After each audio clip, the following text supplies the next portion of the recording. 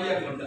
Seorang ibu merindukan anak, dia anaknya pulang, dia senang lihat anaknya pulang. Walaupun setelah pulang anak dia akan jadi beban. Lihat orang kalau orang pulang besok pulang kampung ini, ya kan? Sejauh mana anak dari Jawa ke apa? Ke Lampung, kemana?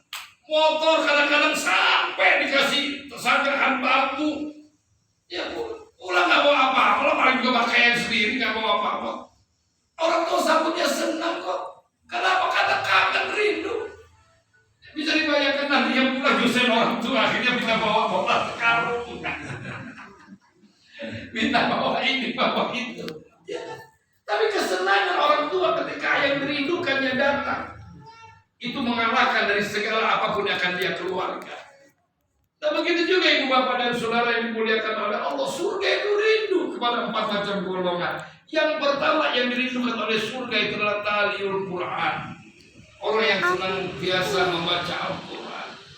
Ya, Masya Allah ini. Ya, bahagia benar nih Pak Sony, ya. Anak-anaknya ada di Darul Hufaz, ya. Bahagia benar. Bagaimana tidak? Ya. Ini sekarang lagi lagi luar biasa ini, mohon maaf. Luar biasa kecenderungan orang-orang kota sekarang ini memasukkan anaknya ke pondok-pondok pesantren.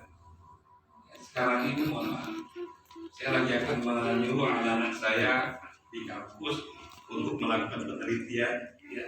Kenapa madrasah ibtidaiyah, madrasah sanawiyah dan aliyah lebih dicenderungi pada saat sekarang.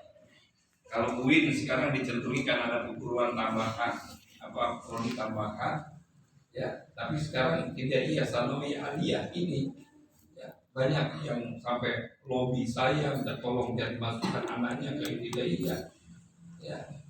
Kelas, mohon maaf ini AKBP, bapak apa kakeknya AKBP di Polda, cucunya minta dimasukkan ke ibtidaiyah.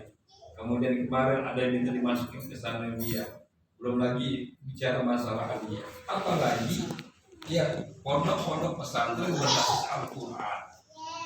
Ini sekarang lagi ramai, ya, lagi ramai. Nah, kenapa?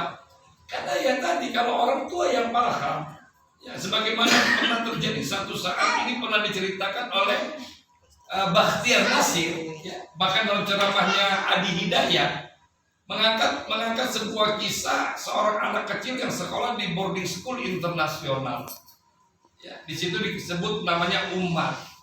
Satu saat Umar ini akan berangkat sekolah. Sang ibu bilang sama sang ayah, "Ayah, tolonglah antarkan anak kita sekolah sekali ini." Kenapa? Karena ada kegiatan Father Day, hari ayah di sekolahan itu. Nah, sang ibu merasa malu. Kenapa? Kok selalu ibu ini yang nganterin, si ibu ini yang nganterin. Akhirnya sang ayah selalu merasa sibuk, gak pernah bisa nganterin. Tapi hari ini sang ibu minta agar sang ayah mengantarkan anaknya si Umar. Akhirnya bapak ibu dan saudara, apa yang terjadi? Ketika sang ayah yang malas-malasan itu karena terpaksa harus berangkatlah mengantarkan anaknya. Ketika sampai di sekolahan, Umar kumpul bersama kawan-kawannya di dekat panggung. Sementara bapaknya itu duduk di sekitar apa namanya GSG. Di antara orang tua, sang bapak asik buka laptop. Dia nggak mau terganggu dengan ngantar anak tetap, tapi kerja juga tetap. Ya, dia buka laptopnya. Kemudian satu persatu Miss pembawa acara sudah mulai memanggil kawan-kawannya Umar. Ketika selesai kawan-kawannya Umar dipanggil satu persatu dipanggil, mereka diminta menampilkan keahliannya masing-masing. Ada yang baca puisi, ada yang stand up komedi, ada yang main drama, ada yang pidato, ya, ada yang dan keahliannya lah. Pas giliran Umar dipanggil oleh Miss-nya, Umar maju ke depan dan Umar bilang sama Miss-nya pembawa acara, "Miss, boleh nggak Umar panggil Pak Bakri?" Siapa Pak Bakri? Pak Bakri ini guru ngaji yang ada di sekolah boarding school internasional. Ketika Pak Bakri itu dipanggil, apa kata Umar? "Pak Bakri, Abi, tolong si tes bacaan Umar." Ketika itu ruangan seketika hening. Bagaimana tidak? Ini aneh. pidato, stand up comedy, main drama. Ya kan? Ini minta ngaji. Ketika itu di tengah heningnya, kata Pak Bakir, silakan Umar baca surat An-Naba.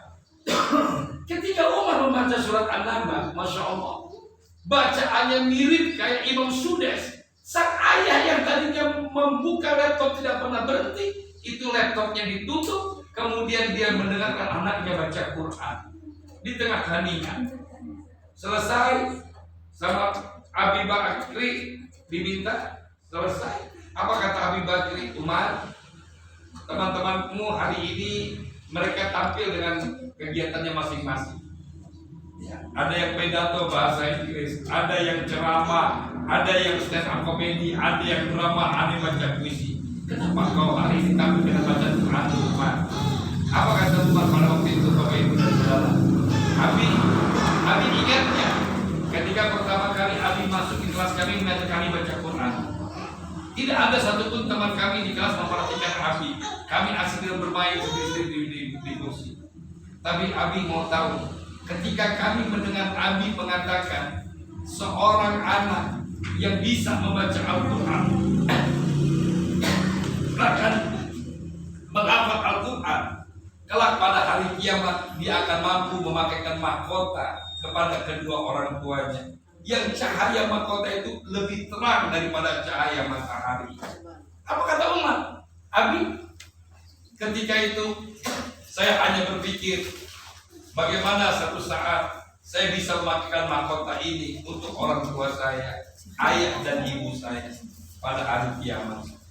Ketika mendengar kalimat itu, orang tuanya Umar turun dari tempat duduknya, berlari menuju panggung, kemudian dia peluk anaknya, dia cium anak. Ini minta maaf Bapak Ibu dan Saudara.